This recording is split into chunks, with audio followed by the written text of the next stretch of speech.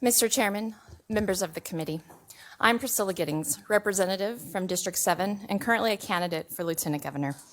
I come from a family of public servants. My father served in law enforcement for 50 years, and my mother served in education for 34 years. I'm a wife, a mother, a devout Christian, and all of my personal, professional, and moral development has been focused on truth and justice. As a military officer with over 20 years of service and as a state legislator, I swore to uphold the Constitution and the rule of law, and I will always do those things to the best of my ability. I am not from a wealthy family, nor do I have a lucrative career to provide the means to spend tens of thousands of dollars in personal funds on legal counsel, which I do not anticipate will have any bearing on this committee's actions. Therefore, I will represent myself to the best of my ability, always sticking to the truth. And I call upon this committee to also stick to the truth and not be swayed by hearsay, rumor, and agenda-driven political opinion attacks. There are two separate complaints against me today, one by Representative Cheney and a second complaint by Representative Bedke, my opponent in the Lieutenant Governor race, along with various others, including the entire Democrat caucus. I deny all of the allegations made against me in their entirety. These accusations are unfounded, biased attacks driven by partisan political goals, and I call upon this committee to immediately stop this unwarranted waste of taxpayer funds by dismissing these complaints in their entirety. Should the committee continue, they will be unable to uphold any of these complaints to the satisfaction of any reasonable listener. Copies of both of my statements refuting these charges can be picked up in the hallway and in the audience, as my responses were also not made public, even though Rule 45 stipulates it. These allegations are nothing more than crass attempts by my political opponents to take advantage of the woke cancel culture movement that wants to destroy Idahoans' individual rights for their own personal gain. Early in the morning on April 16th, House members were made aware that accusations against former Representative Von Ellinger were going to be made public. That afternoon, I saw a news article that only included information from the accuser's statement and failed to include details from the response to the complaint. Although I don't defend his lifestyle, I did and I still do defend his right to receive the presumption of innocence and equal treatment under the law, rather than becoming a victim of the winds of a trial by public opinion. I called Von Ellinger's second lawyer, David Leroy, at 2:11 that afternoon and asked why Von Ellinger's response hadn't been publicly released as Rule 45 stipulates. I specifically asked him if he was going to redact the woman's name when he sent it out, and he said there was no legal requirement, especially since there were no charges filed, in which it is my understanding that there are still no filed charges. When I called him again at 2:47, he told me he had sent the response to the press.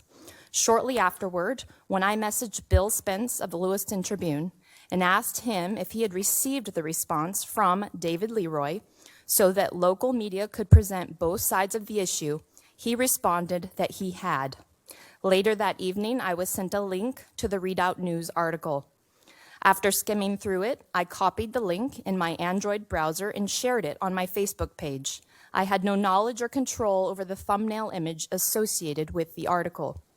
The next afternoon, when I finalized my weekly newsletter and sent it out, in the good, bad, and ugly section, I hyperlinked the same Readout News article. These two actions are the basis for the accusations against me. I combined these two hyperlinked events on one piece of paper, and copies are available for members of the audience to review. 3 days later, on April 19th, David Leroy sent out emails requesting destruction of all copies of the Von Ellinger response he sent out. It wasn't until April 28th, almost 2 weeks after the news article had been published, that this committee requested that the young woman's identity be protected.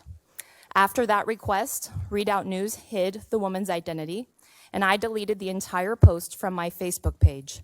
As for my testimony before this committee on April 28th, I stand by my statement that I posted a link to a news article, and that is not the same action as posting her name or a photo. A quick Google search or a tech-savvy teenager could help explain the difference. Furthermore, I regard this as irrelevant, as any information in the internet age which is publicly released must be considered to be in the public eye from then on. I am deeply concerned that the woke cancel culture has provoked a climate of mistruth and mob rule right here in Idaho.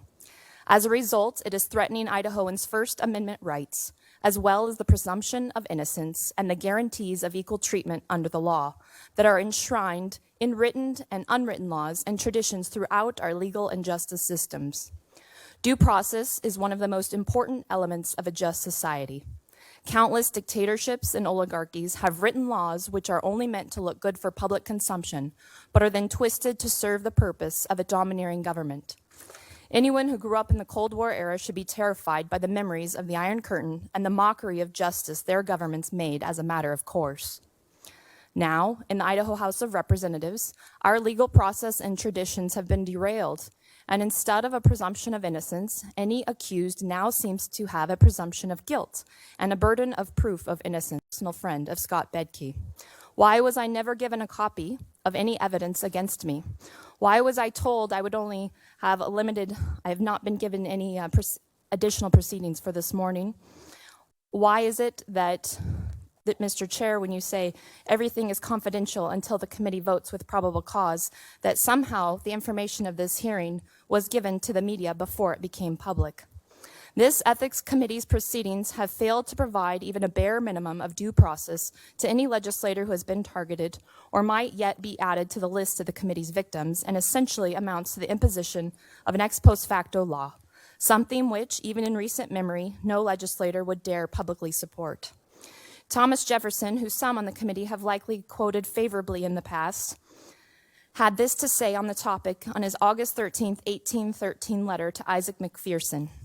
The sentiment that ex post facto laws are against natural right is so strong in the United States that few, if any, of the state constitutions have failed to prescribe them. The federal constitution indeed interdicts them in criminal cases only, but they are equally unjust in civil as in criminal cases, and the omission of a caution which would have been right does not justify the doing what is wrong, nor ought it to be presumed that the legislature meant to use a phrase in an unjustifiable sense, if by rules of construction it can be ever strained to what is just. We must remember that historically the Ethics Committee has not been consistent about enforcing clear ethical violations. I did not commit adultery. I have not removed my opponent's campaign literature off of residential doorsteps and lied about it. I did not get caught in a high school girl's bathroom. I don't have a record of domestic assault and battery. I've never had a DUI, and I've never had accusations of pedophilia being filed against me. All of these are ethics violations that have occurred in the legislature in the few years previous, yet have not been acted on by an ethics committee. It appears ethical standards are now relative and are subject to interpretation and enforcement by anyone who can garner a simple majority in this body. In conclusion, the allegations against me are patently false, as is plain to every intelligent and honest person here. Throughout my entire life, from the Air Force Academy to my combat service to this nation, to my membership in the legislature, I have always conducted myself according to the highest possible standard. The historical actions of the Ethics Committee shows its disregard for established constitutional rights, as well as its disregard for the House rules. It took action to expel a member without the prerequisite 2/3 approval. I believe that based on this committee's previous ethical inquests this year, that there is nothing that I can say or do that will affect the outcome of what I believe is a predetermined verdict. Therefore, I refuse to give this hearing unlimited time and resources. I will not be responsible for wasting any additional taxpayer dollars to prolong this politically motivated attack. Listeners should know that House Rule 45 does not require that I be in attendance here today, but I was served a subpoena by the chairman, who's appointed by Scott Bedke, coincidentally, not only my accuser, but also my opponent in the race for lieutenant governor. The subpoena specifically states that I must appear as a testifying witness. So, when Mr. Chair calls me back to appear as a testifying witness, I will respect the law. I will, however, defer any question that is a personal attack or designed to make this trial politically motivated. I will answer those by reference to this opening statement that I have always acted with the highest ethical moral intentions and truthfulness. I personally, my children, my husband, have all been threatened with physical harm as well as financial ruin and reputational defilement, and I will not subject myself to being lambasted by a series of hostile, politically motivated, irrelevant questions. Mr. Chairman, that concludes my opening remarks. Thank you very much, Representative Giddings.